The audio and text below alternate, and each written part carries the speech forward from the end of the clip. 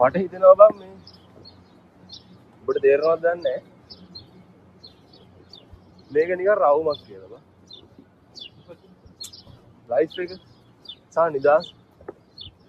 දැන් සමාජයේ මිනිස්සු අපි හැමෝම දුවන පැත්තට මෙහෙම දිවුවොත් එහෙම මේ නිදාස කියන දේ ගාවට එන්න එන දුරයි බං. අනිත් පැත්තට දිවුවොත් එනවා ගන්න. අනිත් පැත්තට දුවන්න ඕනෙත් නැහැ. ඔව් දැන් මේ පැත්තෙන් යනවා නම් ඉගෙන ගන්න ජොබ් එකක් කරලා සල්ලි හම්බ කරලා ගෙවල් දොරවල් හදලා යාන වාහන ළමයි ඒ ඔක්කොම කරලා එනකොට සමහරට අර සර්කල් එක සම්පූර්ණ කරලා හරින් මැරලා යන්න පුළුවන්.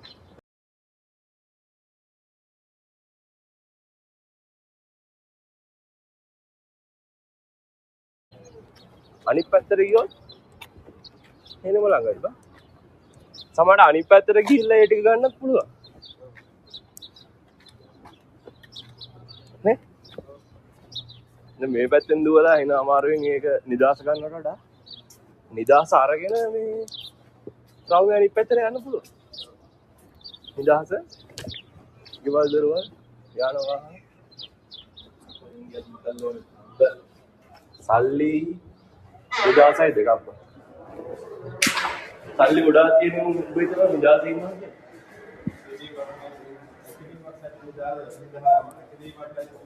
හරි ඒක හරි. හරි අපේ මූලික අවශ්‍යතා වලට හරියන සල්ලි අපි ගාව තියෙනවා. ජීවිතේ කට්ටක් දෙන්න බෑ. සැපට ඉන්න ඕනේ. ඒ සැප කියන එක අපි හිතා ගන්න ඕනේ කොතනද අපිට ඕනේ කියලා. නේ?